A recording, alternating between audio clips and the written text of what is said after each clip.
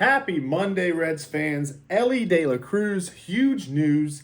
Elly is named the MLB The Show 25. He will be on the cover of the game. Now, apparently, Gunnar Henderson will also be on there, and there's hints about maybe Bobby Witt Jr., but Elly De La Cruz is going to be one of the players on the cover of the game. That's pretty cool. I don't care who you ask. Cincinnati Reds player on the cover of a video game. Very cool. Cincinnati is so lucky to have Elly De La Cruz. Speaking of Elly De La Cruz, earlier this month, FanGraphs released their 2025 player projections. Let's dive into the 2025 Zips projections for Elly De La Cruz. In 2025, he's projected to hit 263 with a 335 on base percentage. I think that's probably decent. He hit 259 last year. His OPS was 809. I think that's going to be up this year. His on-base percentage was just 300 last year. So getting to what did I say? It was 335 is the projection. I think that would be a big step in the right direction for Elly De La Cruz. So I think those numbers are about correct. Now here's where I kind of don't understand the numbers. 2024, Elly De La Cruz hit 25 home runs. And in 2025, they project him to hit the same. I don't really understand. I think it's kind of hard to imagine how he doesn't improve on that number unless he gets hurt, doesn't play in as many games. He's got huge power. I think last year he was just going through, his first full season as a major leaguer. And I just think if he plays in as many games as he does in 2024, his power is going to just keep getting better and better. That's usually how it works. Guys don't just come out of the minor leagues and hit 40, 45 home runs in their first year. I would expect Elly to hit 30-plus home runs in 2025 if he stays healthy. Give me the over. Elly over 25 home runs. Now this one is even more crazy to me. Elly De La Cruz is projected to steal 54 stolen bases in 2025. He stole 67 and led the league in stolen bases in 2024. So projecting him to get 54 stolen bases the whole season feels pretty conservative, and I don't really understand how they come up with that number. Again, unless they're relying on Elly not being able to play 160 games, which makes sense. 160 games is a lot. It's hard to expect a guy never to go on the injured list. But I'm saying if he does play the same amount of games or even slightly less, I'm hammering the over again on over 54 stolen bases. Because also, you're talking about a guy who was only on base at a 300% clip last season. I think that number is going to rise, which tells you he's going to be on base more, which tells you he's going to have more opportunities to steal, and which tells you he's going to steal more. That's my take. Give me the over on 54 stolen bases. Now, one of the big things everybody talks about with Elly De La Cruz is his strikeouts. Elly is projected to strike out 198 times in 2025. He struck out 218 times in 2024. However, his underlying plate discipline metrics do suggest there's potential for progress there. His O swing percentage, which is essentially chase rate, dropped to 28.2% in 2024. In 2023, that was at 32.4%. So it dropped about 4% of him chasing. He chased 4% less, I should say, in 2024 compared to 2023. By continuing to swing less on pitches outside the zone, you have to think Elly's going to be put himself in better counts and increase his walk rate, see better pitches to hit, and that's just going to hopefully make him strike out a little less. Now, again, strikeouts aren't the end of the world, but again, you probably don't want him to lead the league and have 218. That's just too many. 198 is probably still a little bit too many, but with all the other things he does well, you can live with strikeouts with everything else he does well.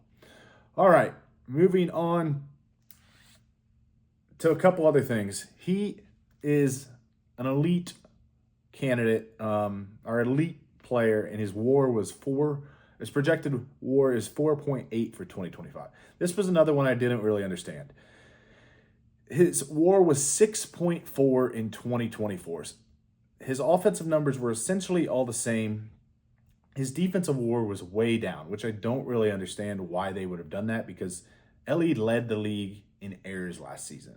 He was still like the third or fourth top shortstop in outs above average, even with all those errors. So what does that tell you? It tells you Elly's elite at making the hard plays. As somebody gets older and plays in the field more, you only think he's going to get better and more consistent, especially with the routine plays. So if Elly continues to make the fantastic plays and he starts making more of the routine plays, you think his defensive WAR is only going to be better than it was last year and not get worse. So again, 4.8 WAR seems very low for me. He had a 6.4 WAR last year. I think that's going to be, I think it's going to be at least 6.4 this year. We'll see. Again, I'm very biased. I'm high on Elly De La Cruz. I think he could be an absolute star.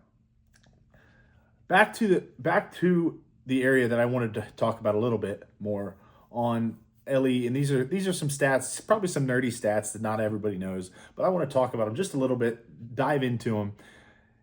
Z contact percentage is contact basically on strikes. So how much percent of the time is Elly making contact when he swings at strikes? In 2024, it was 79.4%, which is lower than most of the league. Not most of the league, but it's not where you want it to be.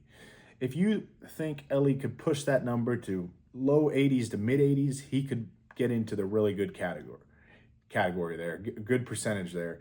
And then turning more of those balls into play and significantly cutting down on strikeouts. Again, Elly with his speed, his batting average on balls in play is very high, because when he puts the ball in play, he can get on base, whether it's an infield hit, whether it's a ball that finds a gap and he turns singles into doubles or doubles into triples. Elly De La Cruz just needs to make more contact and his numbers should go up. If you make more contact on pitches that are strikes in the zone and you don't swing and miss on those pitches as much, you would think your numbers are only going to increase. De La Cruz has an OPS plus projected at 116 in 2025. I think that's low. I think that's probably low compared to what I think it should be. Just to put that in perspective, let me do a little research here and see what the top of the league was at in 2024. Again, Elly is projected at 116 OPS plus. 100 is average for those of you who don't know. Anything under 100 is less than average.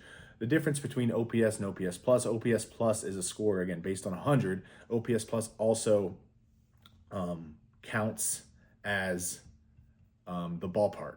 The ballpark plays into factor there.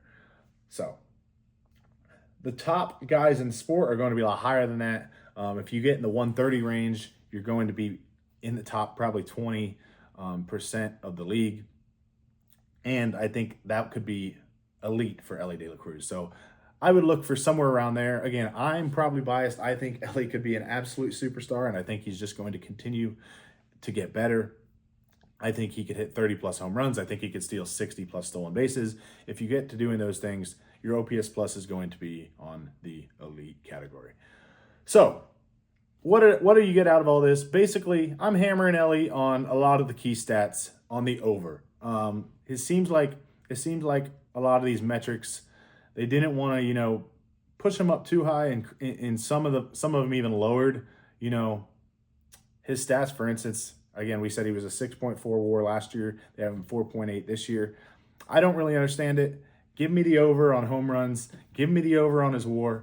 Give me the over on his stolen bases. I expect a huge year from Elly De La Cruz.